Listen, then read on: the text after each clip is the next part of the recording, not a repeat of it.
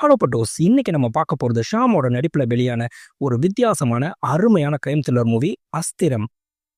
அது என்ன நண்பா வித்தியாசமான கிரைம் த்ரில்லர் மூவினா, யூசுவலா நெறைய கிரைம் த்ரில்லர் மூவிஸ் பார்த்தீங்க அப்படின்னாலே, பெண்கள கொடூரமா கொல்றது, நிர்வாணமா கொல்றது, கற்பழிச்சு கொல்றது, தலைய துண்டா வெட்டுறது, காத துண்டா வெட்டுறது, குழந்தைகள கொல்றது அப்படின்னு பெண்கள், குழந்தைகள மட்டுமே மீன் பண்ணி எடுக்கும்போது, இது 2யும் மீன் பண்ணாம எடுத்ததே பார்த்தீங்கன்னா, இந்த படத்துல ஒரு பெரிய வித்தியாசம்.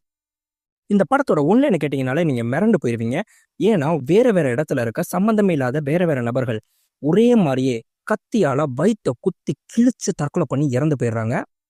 இந்த கேஸ விசாரிக்க ஆரம்பிச்ச ஷாம், இதெல்லாம் ஏன் நடக்குது? என்னன்னு சொல்லிட்டு பார்த்தோம்னா, இவருக்கு எந்த க்ளூவுமே கிடைக்காத போது, சம்மந்தமே இல்லாத ஒரு நபர் ஃபோன் பண்ணி, "உனக்கு க்ளூ தரேன்னு" சொல்லிட்டு க்ளூவ குடுத்துட்டு, அவரும் அதே மாரியே இறந்து போயிடுறாரு.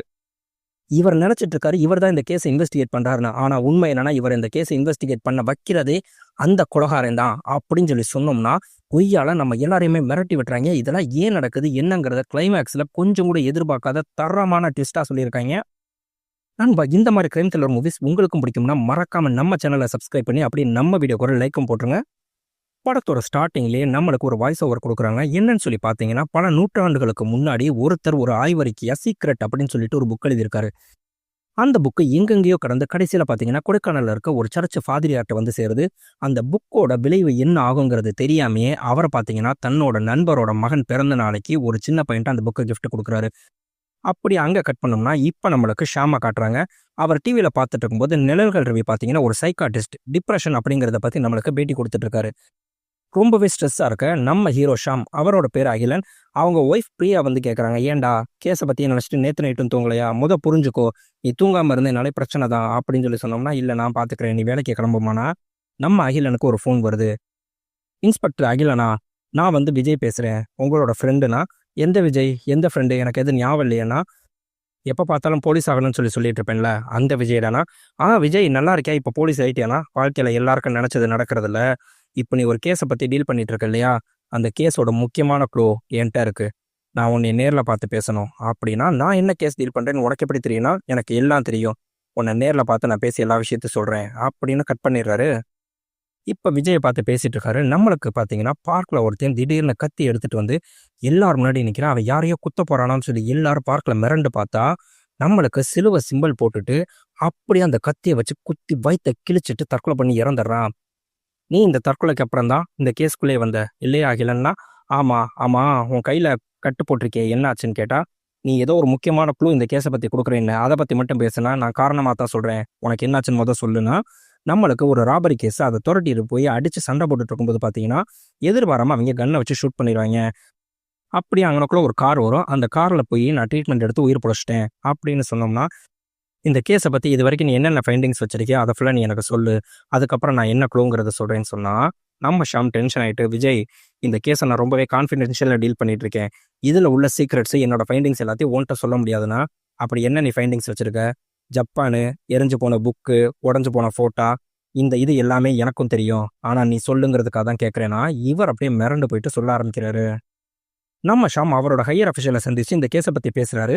என்னன்னு கேட்டீங்கன்னா, "சார், நம்மளுக்கு பார்க்ல நடந்தது ஒரு சாதாரண தற்கொலையா எனக்கு தெரியல.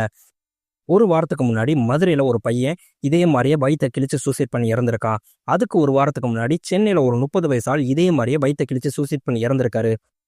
ஒரே மாரி இறந்ததுனால எப்படி நீங்க மிஸ்டரி இருக்குன்னு சொல்றீங்கன்னா?" "சார், நான் ஒரு புக்ல படிச்சிருக்கேன். ஜப்பான்ல பார்த்தீங்கன்னா, அரச குலத்துக்கு எதிரா செயல்பட்டாங்கன்னா, அவங்களோட வயித்த குத்தி கிழிச்சு அவங்களே தற்கொலை பண்ணி இறந்துக்கணும் அப்படின்னு சொல்லிட்டு இருக்கு. ஆனா அந்த புக்கு பாதி எரிஞ்சு போனதுனால என்னால ஃபுல்லா படிக்க முடியல. அந்த புக்க பத்தி எனக்கு மத்த டீட்டெயில்ஸ் கிடைக்கல சார். நானே இந்த கேஸ் எடுத்து டீல் பண்ணணும்னு சொல்லி நினைக்கிறேன். எனக்கு ஒரு வண்டியும், ஒரு டிரைவரும் மட்டும் நீங்க ரெடி பண்ணி குடுங்க." அப்படின்னு சொன்னோம்னா, "நான் உனக்கு ப்ரொஃபைல் அனுப்புறேன். நீ பார்த்துட்டு அவன்ட்ட கால் பண்ணி பேசுங்கிறாரு." நம்மளுக்கு அவருக்கு அனுப்பியிருக்கிறது சுமன்னு ஒருத்தரு. அந்த டிரைவர கூப்பிட்டுட்டு, "இவர் போறது சென்னையில இருக்கவங்க வீட்டுக்கு. அன்னைக்கு என்ன நடந்துச்சு?" அப்படின்னு கேட்டா, "சார், நல்லா தான் சார் பேசிட்டு செஞ்சுட்டு நாங்க உட்காந்துருந்தோம். திடீர்னு ரூம்ல இருந்து நேரா கிச்சனுக்கு போனான். கத்தி எடுத்துட்டு வந்து அப்படியே வயித்த கிழிச்சு தற்கொலை பண்ணி இறந்துட்டான் சார்ன்னா." அவன்ட்ட வேற ஏதாவது வித்தியாசமா பார்த்தீங்களான்னா, "இல்ல சார், என்னைக்கு இல்லாம அன்னைக்கு மட்டும் பார்த்தீங்கன்னா ரொம்ப கோவமா இருந்தான்." "சரி, ஓகே. நான் வேற ஏதாவது டீட்டெயில்ஸ் தேவைன்னா வந்து பார்க்குறேன்." அப்படின்னு சொல்லிட்டு அங்கருந்து கிளம்பிடுறாங்க. வாசல்ல கரெக்ட்டா தண்ணி கேன் போடுறவன் வரான். அவன்ட்ட விசாரிக்கிறாங்க. "சார், எப்பயுமே நல்லா சிரிச்ச முகத்தோட இருப்பான். அன்னைக்கு பார்த்தீங்கன்னா, ரொம்பவே கோவமா அவனுக்குள்ள ஒரு ஃபோட்டோ வச்சு அடி அடின்னு அடிச்சு உடைச்சிட்டு இருந்தான். ஆனா அதுக்கப்புறம் தான் சார் அவன் தற்கொலை பண்ணி இறந்துட்டான்." அப்படின்னோனே அவங்க வீட்டு மரத்தடிக்கிட்ட போய் பார்த்தோம்னா, அங்க ஒரு ஃபோட்டோ பாதி அழிஞ்ச மாரி இருக்கு. சார் வெளியிலேயே கிடந்ததுனால இப்படி பாதி அழிஞ்சு போய் கிடக்கு. ஒன்றும் பிரச்சனை இல்லை சார். நம்ம ஸ்கெட்ச் ஆர்டிஸ்ட்டை வச்சு இது யாருங்கிறத கண்டுபிடிச்சிடலாம்னு சொல்லிட்டு அந்த ஃபோட்டோ காப்பியை எடுத்துட்டு கிளம்புறாங்க. அடுத்து நம்மளுக்கு மதுரையில இறந்து போனா அந்த பையன் வீட்டுக்கு போனோம்னா, அவங்க அம்மாட்ட கேட்குறாங்க, என்ன நடந்துச்சுன்னு கேட்டா, சார் அன்னைக்கு மாடியில நான் துணி காய போடுறப்ப பார்த்தீங்கன்னா, திடீர்னு அவன் கத்தியால குத்தி வயித்த கிழிச்சிட்டு தற்கொலை பண்ணி இறந்துட்டா சார்.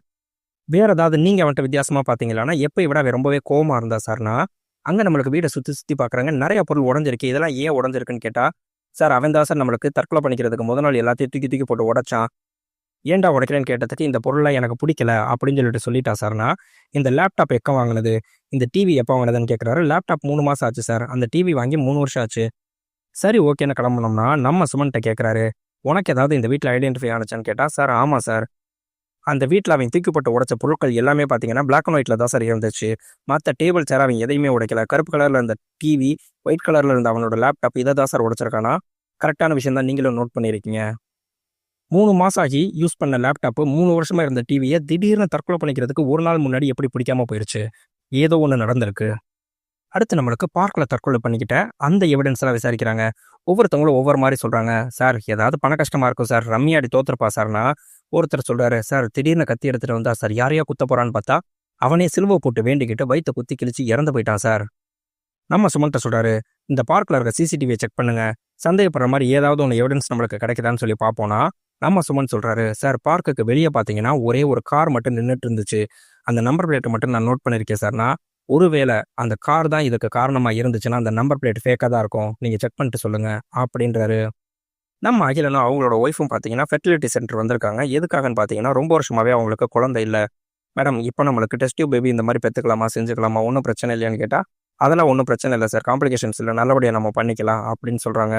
அதே மாரி லாஸ்ட்டா பார்க்ல இறந்தவரோட வீட்டுக்கு போய் விசாரிச்சோம்னா, அங்க இருக்க சாமி ஃபோட்டோவ பார்த்துட்டு ஷாம் கேட்குறாரு, நீங்க ஹஸ்பண்ட் 2 பேருமே ஹிந்து தானேன்னா, ஆமா சார். ஏன் கேட்குறீங்கன்னா, இல்ல வேற ஒண்ணும் இல்ல. அவருக்கு கிறிஸ்டியன் ஃப்ரெண்ட் யாராவது இருக்காங்களான்னா, இருக்காங்க சார்ன்னோனே, அடுத்து அவர போய் விசாரிக்கிறாரு. நீங்க கடைசியா எப்ப சர்ச் போனீங்க? சர்ச்சுக்கு கூட்டிட்டு போணும்னு சொல்லிட்டு அவர நீங்க வற்புறுத்துவீங்களா? செய்வீங்களான்னா, அப்படிலாம் கிடையாது சார். செய்யாது சார்ன்னோனே, நியர்பை சர்ச்ல இருக்க ஃபாதரையும் போய் விசாரிக்கிறாரு.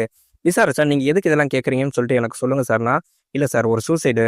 அவர் வந்து சாகறதுக்கு முன்னாடி இந்த மாரி சிலுவை போட்டு இறந்தாரு. ஒருவேளை இந்த மாரி இன்ஃப்ளூயன்ஸ் பண்ணியிருப்பாங்களான்னு கேட்டா, சார் நீங்க சொல்ற நபர எனக்கு ரொம்ப வருஷமா தெரியும். அவர் ரொம்பவே நல்ல மனுஷன். கண்டிப்பாக அவர் இந்த மாரி இன்ஃப்ளூயன்ஸ் பண்றதுக்கு வாய்ப்பே கிடையாது. அதே மாரி நீங்க ஃபோட்டோ காட்டக்கூடிய இறந்து போன அந்த நபர் சர்ச்சுக்கு வந்ததே கிடையாது. அப்படின்னு ஃபாதர் முடிச்சிருவாரு. நம்ம சுமன் ஷாம வீட்ல இறக்கி விடும்போது பார்த்தீங்கன்னா, அவங்க வந்த ஜீப்பு பஞ்சர் ஆயிருச்சு. நம்ம ஷாம் வீட்டு பக்கத்திலேயே ஒரு மெக்கானிக் ஷெட் இருக்கும். அவன கூப்பிட்டுட்டு, டேய் இத கொஞ்சம் சர்வீஸ் பார்றான்னா, அவருக்கு அசிஸ்டன்ட்டா ஒரு பையன வச்சிருப்பாரு. அந்த பையன் ஊம. ஏன்டா இவன் என்ன ஊமையானா? ஆமா சார். இப்பதான் கஷ்டப்படுறானேன்னு சொல்லிட்டு வேலைக்கு சேர்த்துக்கிட்டேன். இங்க நெறையா பணக்காரங்க இத விட பேசாம இருக்காங்க சார்ன்னா, என்னடா சொல்றேன்னா, இப்போ ஒருத்தன் வந்தா சார், கார்ல வேலை பார்க்கணும்னு சொல்லிட்டு, வாயே திறக்கல சார். கையிலேயே சிக்னல் காமிச்சுட்டு, வேலைய முடிச்சுட்டு காச குடுத்துட்டு போயிட்டா சார். ஏழைங்கன்னா அவ்வளோ இளக்காரமா போச்சு சார் அவங்களுக்கெல்லாம். சரி விட்றா, ஒண்ணும் பிரச்சனை இல்லன்னு சொல்லிட்டு நம்ம ஷாம் வீட்டுக்கு போனோம்னா, நம்ம சுமன் அகிலனோட ஒய்ஃப பார்த்துட்டு கேட்குறாங்க, மேடம் உங்கள பார்க்கவே முடியல. ரொம்பவே பிஸியா இருக்கீங்கன்னா, என்னப்பா பண்ண? நானும் ஒர்க்கிங் ப்ரொஃபஷனல் மீடியால இருக்கேன்ல, அதனால தான். உன் ஒய்ஃப் அனிதா எப்படி இருக்கா? அப்படின்னு கேட்டா, மேடம் நானே சொல்லலாம்னு நெனச்சேன். சண்டே வந்து அவளுக்கு வளகாப்பு வச்சிருக்கோம். கண்டிப்பா நீங்க வரணும்னா, நம்ம ஷாம் அவாய்ட் பண்றாரு. இல்லப்பா நம்மளுக்கு கூட்டம் இதெல்லாம் செட் ஆகாது செய்யாதுன்னா, இல்ல சார் ரொம்ப கம்மியான ஆள் தான் சார் நான் வர சொல்லியிருக்கேன். நீங்க வந்தீங்கன்னா ரொம்ப சந்தோஷப்படுவேன் சார் அப்படின்னோனே, நம்ம ஷாமும் பிரியாவும் பார்த்தீங்கன்னா வளகாப்புக்கு போறாங்க. அங்க நம்ம பிரியா ரொம்பவே சந்தோஷமா அனிதாட்ட உட்காந்து பேசிட்டு இருந்தா, நம்ம ஷாம் அப்படியே ஃபீல் பண்ணிட்டு இருக்காரு. சுமன் சொல்றாரு, சார் நாங்க 2 பேருமே அனாதாசிரமத்தில தான் சார் வளர்ந்தோம். லவ் பண்ணி தான் சார் கல்யாணம் முடிச்சுக்கிட்டோம். ரொம்ப வருஷமா எங்களுக்கும் குழந்தை இல்லாம இருந்துச்சு. அதுக்கப்புறம் ஹாஸ்பிட்டல்ல ட்ரீட்மெண்ட் எடுத்ததுக்கப்புறம் தான் சார் எங்களுக்கு குழந்தையே பிறந்துச்சு. கூடிய சீக்கிரம் உங்களுக்கு அதே மாரி நல்லபடியா குழந்தை பிறக்கும் சார்ன்னா, எங்களுக்கு ஆல்ரெடி குழந்தை பிறந்துச்சு. ஆனா பிறந்த உடனேவே அந்த குழந்தை இறந்து தான் இருந்துச்சு. பிரியா முன்னாடி நான் எதுவுமே காமிச்சுக்கல. ஆனா அந்த குழந்தைய என் கையாலேயே புதைச்சப்ப என்னால தாங்கவே முடியல அப்படின்ட்டு கண்ணு கலங்கி அழுகுறாரு. அதுக்கப்புறம் எங்களுக்கு இப்போ வரைக்கும் குழந்தையே இல்ல சுமன். மறுநாள் பார்த்தீங்கன்னா, ஸ்டேஷன்ல வச்சு அந்த அழிஞ்சு போன படத்த ஸ்கெட்ச் பண்ணிட்டு இருக்காங்க. இவர் வீட்டுக்கு வந்தோம்னா, அந்த ஸ்கெட்ச இவருக்கு WhatsAppல அனுப்பிவிட்டா, அத பார்த்தோனே இவர் மிரண்டு போயிட்டாரு. டேய்! இது chess champion Viswanath Anand photo தானன்னு கேட்டா, ஆமா சார்ன்னா, இவர் டக்குன்னு ஒரு விஷயம் கெஸ் பண்றாரு. நம்மளுக்கு வீட்ல கிடைச்சிருக்கிறது விஸ்வநாத் ஆனந்த் ஃபோட்டோ. 2வது வீட்ல பிளாக் அண்ட் ஒயிட். செஸ்ஸோட கலர் வந்து பார்த்தீங்கன்னா, பிளாக் அண்ட் ஒயிட். 3வது பார்த்தீங்கன்னா, தற்கொலை பண்ணிக்கிட்டவே சிலுவை போட்டிருக்கான். அந்த சிலுவை வந்து ராஜா மேல இருக்க ப்ளஸ்ஸ குறிக்குது. நான் உன்ட்ட ஏற்கனவே சொன்னேன் இல்லையா? ஜப்பான் புக் ஒண்ணு. அந்த புக்கு பாதி எரிஞ்சு போயிருந்துச்சு. அந்த புக்கோட 3 லெட்டர் பார்த்தீங்கன்னா, CHE. அத கம்ப்ளீட் பண்ணி பார்த்தோம்னா, அந்த புக்கோட பேரு செஸ் தி சீக்ரெட். கண்டிப்பாக இது எல்லாத்துக்கும் ஒரே பிரேக்கிங் பாயிண்ட் என்னன்னு கேட்டேன்னா, இந்த செஸ் கேம் தான் இந்த செஸ் கேம் தான் இந்த கேஸுக்கு ஏதோ ஒரு முக்கியமான காரணமாக இருக்குது அப்படின்றாரு. அதை அப்படியே இங்கே விஜய்கிட்ட சொல்கிறாரு. அதுக்கப்புறம் நான் எவ்வளோ இன்வெஸ்டிகேட் பண்ணாலுமே இந்த கேஸில் அடுத்த ஸ்டெப் என்னால் எடுத்து வைக்கவே முடியலை அப்படின்னா, அவ்வளோதான், இந்த கேஸ் முடிஞ்சிருச்சு. என்ன சொல்கிற விஜய்னா, ஆமாம், தி கேஸ் இஸ் க்ளோஸ்ட் அப்படி ஒரு கதை சொல்ல ஆரம்பிக்கிறாரு. ஜேம்ஸுங்கிற மிகப்பெரிய கோடீஸ்வரனுக்கு மார்ட்டின்னு சொல்லிட்டு மூத்த பையன் இருந்தான். அந்த பையன் உன் கேஸ் மாதிரியே ரொம்பவே வித்தியாசமானவன். அவனுக்கு கருப்புனா ரொம்ப பிடிக்கும். விலங்குகள்லேயே ஆந்தை தான் அவனுக்கு பிடிச்சது. அவன் சின்ன வயசுலேருந்தே படித்த புக்குனா ஹிட்லரோட வரலாறு தான். அவனுக்கு பிடிச்ச வரிசையில் செஸ்ஸு சேர்ந்துச்சு. அவனோட செஸ்ஸில் ஜெயிச்சது அவனுக்கு மிகப்பெரிய போதையை கொடுத்துச்சு. அப்படி ஒரு நாள் அவன் செஸ் அவன் தம்பியோட விளையாண்டுட்டு இருக்கும்போது பார்த்தீங்கன்னா, எதிர்பாராத விதமாக அவன் தம்பி ஜெயிச்சிடறான். ஆனால் அந்த கோவத்தை தாங்க முடியாமல் மண்டையிலேயே அடிச்சு அந்த தம்பியை கொன்னே போடுறான். அவங்க அப்பா கோவப்பட்டாலும், ஆனால் பிள்ளையோட எதிர்காலத்தை மனசில் வச்சுட்டு அந்த விஷயத்தை அப்படியே மூடி மறைச்சிட்டு இவனுக்கு ட்ரீட்மெண்ட் கொடுத்து சரி பண்ண ஆரம்பிக்கணும் அப்படின்னு முயற்சி பண்ணுறாரு. ஆனால் கொஞ்ச நாளில் பார்த்தீங்கன்னா மார்ட்டின் ரொம்பவே கொடூரமானவனை மாறுறான். அந்த சமயத்தில் மார்ட்டின் சில பேரோட செஸ் விளையாடுறான். ஆனால் விளையாண்ட எல்லாரோடையுமே படுதோல்வி அடைகிறான். அந்த சமயத்தில் அவனுக்கு கிடைச்ச புக்கு தான் செஸ் தி சீக்ரெட். அதில் பார்த்தீங்கன்னா நம்மளுக்கு ஜப்பானில் இருக்க ஒரு அரசரை பற்றி இருக்குது. அந்த நாட்டில் பார்த்தீங்கன்னா அரச குலத்துக்கு யாராவது துரோகம் செஞ்சாங்கன்னா அவங்களே வயிற்றுல கத்தியால் குத்தி கிழிச்சிட்டு அவங்க தற்கொலை பண்ணிக்கணும். அந்த மன்னருக்கு செஸ் விளையாடுறது ரொம்ப பிடிக்கும். தன்னோட திறமையை சோதிக்கிறதுக்காக சிப்பாய்களோட செஸ் விளையாடுவார். ஒருவேளை அந்த சிப்பாய் ஜெயிச்சிட்டான் அப்படின்னு சொல்லி சொன்னோம்னா அவன் ஊருக்கு முன்னாடி தற்கொலை பண்ணி இறந்துக்கணும் அப்படின்னு சொல்லிட்டு அரசர் ஆணையிடுவார். வேற வழியே இல்லாமல் அரசர் பேச்சை தட்ட முடியாமல் அந்த சிப்பாய் இறந்து போகிறாங்க. மக்கள் எல்லாரும் இந்த சிப்பாய் ஏதோ அரச குலத்துக்கு துரோகம் செஞ்சுட்டான்னு நினைக்கிறாங்க. இதை படித்த மார்ட்டின் ஒரு முடிவு பண்ணுறான். தன்னை யாரெல்லாம் ஜெயிச்சாங்களோ அவங்கள இதே மாதிரி தற்கொலை பண்ணிட்டு சாகணும். அவன் படித்த ஹிட்லர் புக்கில் இருக்க ஒரு வாசகத்தை அவன் மனசில் ஏற்றிக்கிட்டான். உன்னோட பயங்கரமான கோபத்தை கட்டுப்படுத்தி வை, காலம் வரும் அப்போ நீ ஒருத்தனையும் விடாத அப்படின்னு சொல்லிட்டு அந்த வார்த்தையை தான் இப்போ மார்ட்டின் பயன்படுத்திக்கிட்டு இருக்கான். இது அவனுக்கான காலம், ஒருத்தனி உயிரோட விட மாட்டான். நம்ம அகிலன் கேட்குறாரு, அவன் எப்படி எல்லாரையும் தற்கொலை பண்ணிக்க வைக்கிறான்? அதே மாதிரி உனக்கு எப்படி இவ்வளோ விஷயம் தெரியும்னா, உன்னோட 2வது கேள்விக்கும் நீ கேட்காத ஒரு கேள்விக்கும் நான் பதில் சொல்கிறேன். மார்ட்டினோட தம்பி இன்னும் சாகலை, ஆனால் இப்போ சாக போகிறான் அப்படின்னு சொல்லிட்டு டக்குன்னு அவர் பாக்கெட்லேருந்து கத்தி எடுக்கிறாரு. நம்ம அகிலன் கண் எடுத்துட்டு, வேணாம் விஜய், மரியாதையாக கத்தியை கீழே போடுன்னு சொல்லி சொன்னோம்னா, அங்கே வாசலில் பார்த்தா ஒருத்தன் குடையோட கருப்பு கோட்டு போட்டு நிற்கிறான். அவனை பார்த்தோன்னே நம்ம அகிலன் மிரண்டு போயிடுறாரு. மார்ட்டின் அப்படின்னு சொல்லி சொன்னோம்னா அவன் உள்ள வந்த உடனேவே கொஞ்சம் கூட யோசிக்காம விஜய் தன்னை தானே கத்தியால குத்தி வயிற்ற கிழிச்சிட்டு இறந்து போயிடுறாரு. அடுத்து நம்மளுக்கு மார்ட்டின்னு சொன்னவர் கத்தியை கையில் எடுத்தோம்னா, மார்ட்டின் மரியாதையா சொல்றேன், கத்தியை கீழே போடு, இல்லைன்னா நான் என்ன பண்ணுவேனே தெரியாதுன்னா, நான் அரசன் இல்லை, நான் மந்திரி, அரசன் வருவான், குழப்பம் தீர்ப்பான் அப்படின்னு சொல்லிட்டு அவரும் கத்தியால குத்தி வயிற்ற கிழிச்சிட்டு செத்து போயிடுறாரு. இந்த 2 தற்கொலையுமே நம்மளுக்கு அகிலனோட வீட்டில் தான் நடந்திருக்கும். மறுநாள் ப்ரெஸ் மீடியா எல்லாம் கூடிருச்சு. இவரோட ஹையர் அஃபிஷியல் வந்தால் உன் வீட்டுக்குள்ளே 2 பேர் தற்கொலை பண்ணிக்கிற வரைக்கும் நீ என்ன பிடிங்கிட்டா இருந்த, இதில் நீ தான் மற்ற தற்கொலை கேஸையும் டீல் பண்ணுறேன்னு தெரிஞ்சிச்சு, என்னை மேலிடத்துல கிழிச்சிருவாங்க, உனக்கு இன்னைக்கு என்கொயரி வரும், இன்னொரு ஆஃபீஸர் தமிழரசுங்கிறவர் தான் அப்பாயின் பண்ணியிருக்கேன், நீ தான் அந்த மற்ற கேஸ்லாம் டீல் பண்ணுறேன்னு சொல்லிட்டு உளறி தொலைஞ்சிடாத அப்படின்னு சொல்லிட்டு வார்ன் பண்ணிட்டு அங்கேருந்து கிளம்பிடுறாரு. இவர் நம்ம சுமன்ட்ட சொல்கிறாரு, இது விஜயோட நம்பரு, இந்த நம்பரை வச்சு அவனோட அட்ரஸ் எதுங்கிறத நீ எனக்கு கொஞ்சம் கண்டுபிடிச்சு சொல்லுன்னு சொல்லிட்டு நம்மளுக்கு விஜயோட வீட்டுக்கு போய் பார்க்குறாங்க. அவங்க அம்மா அப்படியே கதறி அழுதா, அம்மா உங்கள் மூத்த பையன் மார்ட்டினை பற்றி ஏதாவது டீட்டெயில் தெரியுமானா? என் மூத்த பையன் பேர் மார்ட்டின் கிடையாது, அவன் பேர் கிஷோர் அப்படின்னு சொல்லிட்டு அவனோட ஐடி ப்ரூஃப் எடுத்து கொடுக்குறாங்க. கிஷோரா? அப்புறம் எதுக்கு மார்ட்டின்னு சொல்லிட்டு சொன்னா, என்ன நடக்குதுன்னே புரியலையே அப்படின்னு சொல்லி யோசிச்சுட்டே இவர் வெளியே வந்தவர் இவரோட விசிட்டிங் கார்டை மட்டும் கொடுத்து, சுமன் இந்த விசிட்டிங் கார்டை கொண்டு போய் அவங்கள்ட்ட கொடுத்துட்டு ஏதாவது தெரிஞ்சா ஃபோன் பண்ண சொல்லுன்னு சொன்னா, அவங்க அந்த விசிட்டிங் கார்டை பேரை பார்த்துட்டு, இவர் பேர் தான் அகிலனா? ஆமா அப்படின்னு சொன்ன உடனே டக்குன்னு வேகமாக உள்ளே போய் ஒரு பாக்ஸ் எடுத்து கொடுக்குறாங்க.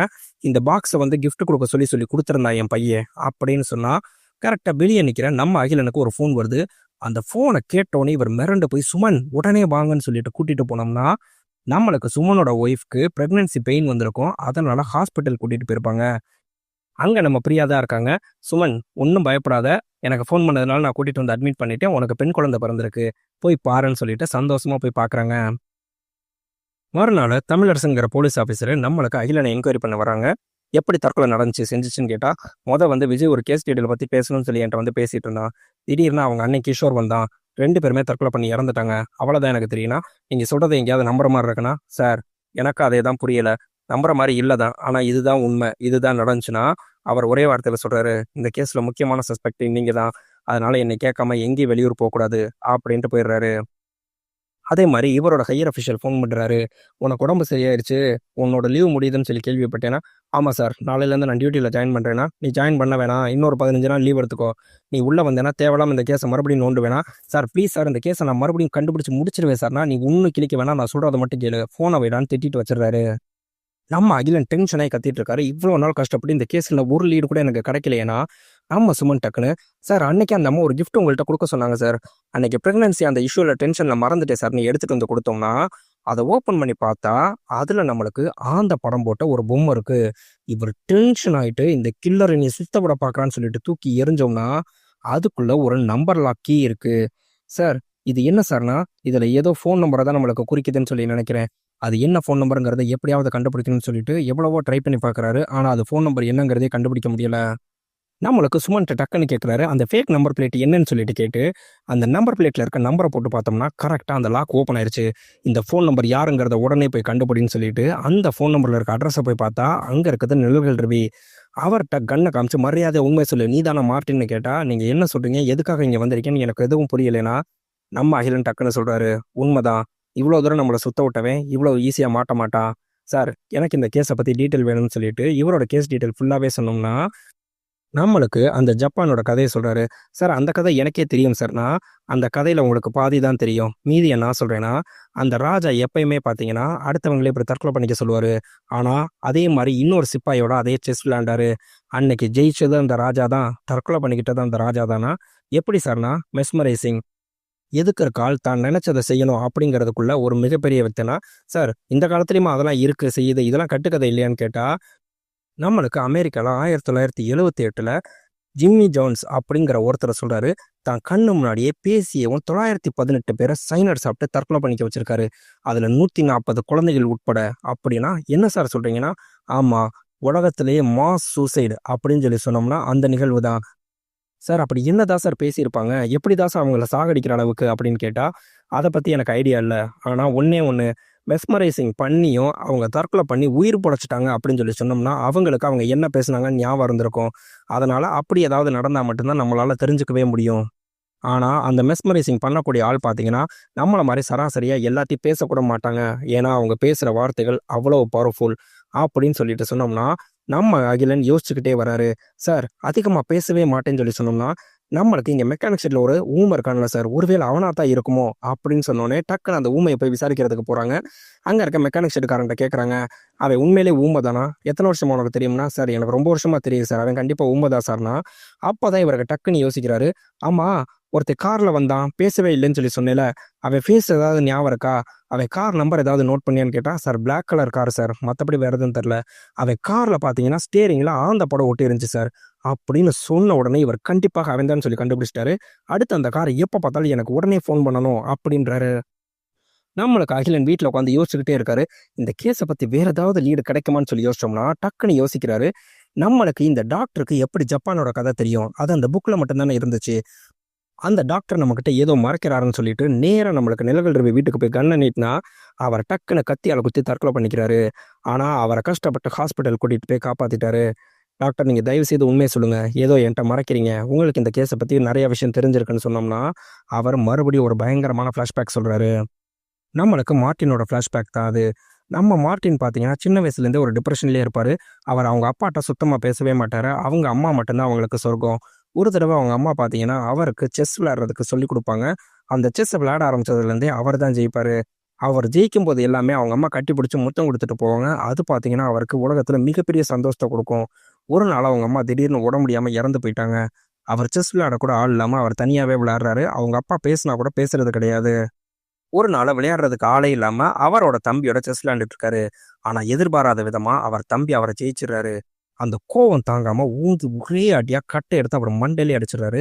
ரத்த வெள்ளத்தில் இருக்க மார்ட்டினை பார்த்தீங்கன்னா காரில் ஓட்டிட்டு போய் அங்கே இருக்க மலையிலேருந்து உருட்டி விட்டுறாரு. உருட்டி விட்டுட்டு எதுவுமே தெரியாத மாதிரி இங்கே வீட்டுக்கு வந்து ரத்தத்தை தொடச்சோம்னா அவங்க அப்பா தேடி வந்தவர் மார்ட்டின் மார்ட்டின் சிட்டு எங்கன்னு சொல்லி தேடி வராரு. கரெக்டாக நம்மளுக்கு ஜேம்ஸ்க்கு ஒரு ஃபோன் வருது. அலறி அடிச்சுட்டு அங்கே நம்மளுக்கு மார்ட்டினை கூப்பிட்டுட்டு கிளம்பி போனோம்னா அங்கே போலீஸ் ஸ்டேஷனில் ஒரு பையன் சாட்சி சொல்லியிருப்பான். சார் இந்த பையன் தான் சார், இந்த பையன் தான் சார் நம்மளுக்கு அங்கே மலையிலேருந்து ஒரு பையனை உருட்டி விட்டதை நான் பார்த்தேன்னு சொன்னோம்னா, அகிலன் நீ வீட்டுக்கு போ, நான் பார்த்துக்கிறேன் அப்படின்னு சொல்லிட்டு அங்கே இருக்க இன்ஸ்பெக்டர் சொன்னால் அந்த அகிலன் தான் இப்போ இருக்க நம்ம போலீஸ் ஆஃபீஸர் அகிலன். நம்மளுக்கு மார்ட்டின் அகிலன் அப்படியே முறைச்சு பார்த்துக்கிட்டே இருக்காரு. அங்க சொன்ன இடத்துல மொத்த போலீஸ் டீமும் போய் தேடி பார்க்குறாங்க. ஆனா நம்மளுக்கு பாடியே கிடைக்கல. நம்மளுக்கு ஜேம்ஸ்க்கு என்ன பண்றதுன்னு தெரியாம அந்த போலீஸ்காரன்ட்ட காசு கொடுத்து சமாளிக்கிறாரு. சார், நீங்க ரொம்ப வேண்டியவரு. அதே சமயம் அந்த பாடி கிடைக்கல. இந்த 2 காரணத்துக்காக தான் சார் உங்க பையனை விடுறேன். அவனை இந்த மாதிரி எதுவும் நடக்காம பார்த்துக்கங்கன்னா, நம்மளுக்கு அந்த சைக்காலஜிக்கல் டாக்டர் சொல்றாரு, இவனுக்கு வெற்றி மேல இருந்த போதை தான் பார்த்தேன்னா இந்த மாதிரி செய்ய வச்சிருக்கு. இவனை எப்படியாவது சரி பண்ணணும்னா, இவனுக்கு பிடிச்ச செஸ்ஸு அதுல இவனை தோக்கடிச்சு பார்த்தேன்னா இவன் கோவத்துல ஆக்ரோஷமா கத்துவான். கொஞ்சம் கொஞ்சமா இவனை சரி பண்ணி இவனை அந்த டிப்ரெஷன்ல இருந்து வெளியே கொண்டு வரணும் அப்படின்னு சொல்லிட்டு வேற வேற ஆட்கள் நல்லா செஸ் விளையாட தெரிஞ்ச பிளேயர்ஸா கூட்டிட்டு வந்து விளையாட வர்றாங்க. ஆனா இவர் ஒவ்வொரு தடவை தோக்கும் போதும் பயங்கரமா ஆக்ரோஷமா கத்துறாரு, செய்யறாரு. அவங்க அப்பா கொஞ்சம் கொஞ்சமா அவனை சமாதானம் பண்றாரு. அதுக்கப்புறம் ஒரு நாள் பாத்தீங்கன்னா கரெக்டா நம்மளுக்கு மார்ட்டின் வெளியே பார்க்கும்போது தான் இவங்க அப்பா ஜேம்ஸ் ஜெயிக்கிற எல்லாருக்கும் காசு கொடுத்து அனுப்பி விடுறத பாக்குறாரு. அப்ப நம்ம அப்பா தான் நம்மளை தோக்கடிக்கிறதுங்கிறதுனால அப்படியே கோவத்தை மனசுக்குள்ள வச்சுட்டு நம்ம ஜேம்ஸை கூப்பிட்டுட்டு ஒரு நாள் வெளியே போறாரு. இங்க எதுக்குடா கூட்டிட்டு வந்திருக்க அப்படின்னு கேட்டோம்னா, அவங்களோட ஒரு வீட்டுல உட்காந்து அவருக்கு சரக்கு வாங்கி கொடுத்து குடிக்க சொல்லி கொடுக்குறாரு. கொடுத்துட்டு செஸ் விளையாடணும்னு சொல்லி சொன்னோம்னா, நம்மளுக்கு வேணும்னேவும் இது வரைக்கும் தோக்கவே கூடாதுன்னு நினைச்ச மார்ட்டின் அன்னைக்கு தோக்குறாரு. அவங்க அப்பா மிரண்டு போய் பாக்குறாரு. மார்ட்டின், நீ ஏன் இதெல்லாம் செய்யறேன்னு கேட்டா, டக்குன்னு பாட்டில் எடுத்து ஒரே அடி அடிச்சு அவங்க அப்பாவே காலி பண்ணிடுறாரு. காலி பண்ணிட்டு அந்த இடத்தையே கொளுத்திட்டு அங்கிருந்து தப்பிச்சு போயிடுறாரு. நான் அப்பதான் மார்ட்டினை பார்த்தது. ரொம்ப வருஷத்துக்கு அப்புறம் மறுபடியும் மார்ட்டின் வந்து என் முன்னாடி நின்னா. இவ்வளவு கதையும் என்கிட்ட சொன்னது மார்ட்டின் தான். அது மட்டும் இல்லாம என்னைய ஜெயிச்ச அத்தனை பேரையும் நான் கொல்ல போறேன் அப்படின்னா. அதே மாதிரி அன்னைக்கு அவ்வளவு தேடியும் என் தம்பியோட பாடி கிடைக்கலனா அன்னைக்கு அவன் சாகலைன்னு சொல்லி அர்த்தம். ஆனா கண்டிப்பா சாக போறான் அப்படின்னு சொல்லிட்டு மட்டும் போனா. நீங்க வருவீங்க, வந்தா மெஸ்மரைசிங் பத்தி மட்டும்தான் பேசுன, வேற எதை பத்தியும் பேசக்கூடாதுன்னு சொல்லி சொன்னதுனால நான் வேற எதுவுமே சொல்லல. நான் இப்படி ட்ரைனிங் கொடுத்தது இப்படி தப்பாயிடுச்சு அப்படிங்கிறத சொல்லக்கூடாதுங்கிறதுக்காக தான் நான் தற்கொலை முயற்சியை பண்ணினேன்னா நம்ம அகிலன் சொல்றாரு. அன்னைக்கு தம்பியை கொன்னதுக்காக சாட்சி சொன்னது நான் தான் சார். அதனால என்னை சவால் விடுறதுக்காகவே இந்த கேஸ்குள்ள என்னை நுழைச்சு விட்டுருக்கான். இப்ப என் தம்பியை கொல்ல போறேன், முடிஞ்சா நீ அவனை காப்பாத்து அப்படின்னு சொல்லிட்டு எனக்கு சவால் விடுறான்.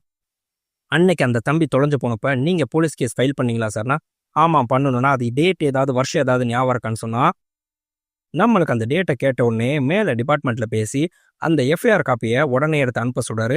அதுல இருக்க நம்மளுக்கு அடையாளத்தெல்லாம் பாக்குறதுக்காக.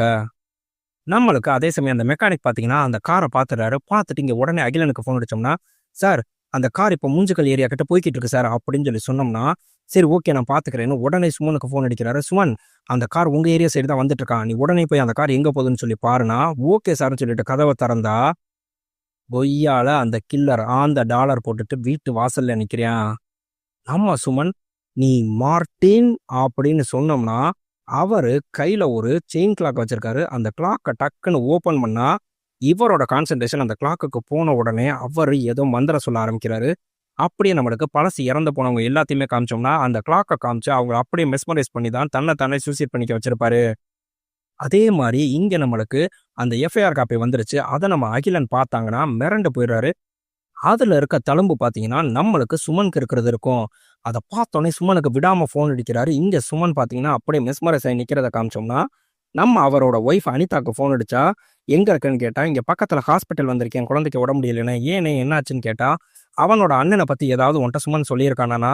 இல்ல, அவருக்கு சின்ன வயசுல தலையில அடிபட்டதுனால பழசெல்லாம் மறந்துருச்சுன்னு சொல்லி சொல்லியிருக்காரு அப்படின்னு சொன்னோன்னே இவர் நேரா இங்க வீட்டுக்கு வராரு. அதுக்கு முன்னாடி நம்ம அனிதா பாத்தீங்கன்னா இங்க வீட்டுக்குள்ள வராங்க. கரெக்டா நம்ம சுமன் கத்தியால குத்த போனோம்னா அவரை தடுத்துட்டு, சுமன் என்ன பண்ற நீ, என்ன பண்ற நீன்னு கத்திக்கிட்டு இருந்தா அந்த கத்தி அவர் சட்டார்னு உதறனா அவங்களோட கழுத்தையே கிழிச்சிடுறாரு.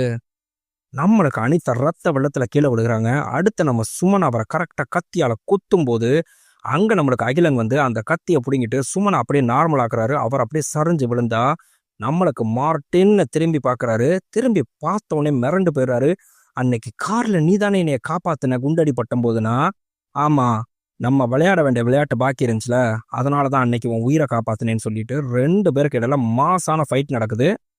அடிபட்ட 2 பேருமே விழுந்து கிடந்தா நம்ம சுமன் அப்படியே சரிஞ்சு உட்காந்துருந்தவரு இங்க அப்படியே பாவம் போல மார்ட்டினை பாக்குற மாதிரி காட்டுறாங்க. அடிபட்டு கிடந்திருந்த மார்ட்டினை கரெக்டா எந்திரிக்கிறாரு. அகிலன் என்னடா இவன் திடீர்னு ஏதோ எந்திரிச்சு மந்திரம் சொல்றானேன்னு பார்த்தோம்னா, கத்தி எடுத்து சரக்குன்னு அவரே குத்திட்டு தற்கொலை பண்ணிக்கிறாரு. மார்ட்டின் அப்படின்னு கத்துறதோட பாத்தீங்கன்னா இங்க நம்மளுக்கு ஹாஸ்பிட்டல்ல காட்டுறாங்க. நம்மளுக்கு சுமனை ஹாஸ்பிட்டல் அட்மிட் பண்ணியிருக்காங்க. அவங்க ஒய்ஃப் இறந்துட்டாங்க. நம்மளுக்கு பிரியா பாத்தீங்கன்னா அந்த குழந்தை எடுத்துட்டு அழுதுகிட்டு இருந்தா. இங்கே நம்ம ஹையர் அஃபிஷியல் வந்துட்டாரு. என்னதான் நடக்குது, என்னதான் பண்ண வர, நீ சொல்றது எதையுமே என்னால் நம்ப முடியாது, ப்ரூஃப் இல்லாமல் மெஸ்மரைசிங் பண்ணா செஞ்சான்னு சொன்னோம்னா எப்படி இந்த கேஸை க்ளோஸ் பண்ணுறதுனா, சார் கண்டிப்பாக ஆதாரம் இருக்குது சார். நம்மளுக்கு மெஸ்மரைசிங் பண்ண ஒருத்தவங்க உயிரோடு இருந்தால் அவங்க என்ன பேசுனாங்க, எப்படி மெஸ்மரைஸ் பண்ணாங்கங்கிறத நம்ம தெரிஞ்சுக்க முடியும் சார்னு நம்மளுக்கு சுமனை கூட்டிகிட்டு போய் காட்டுறாரு.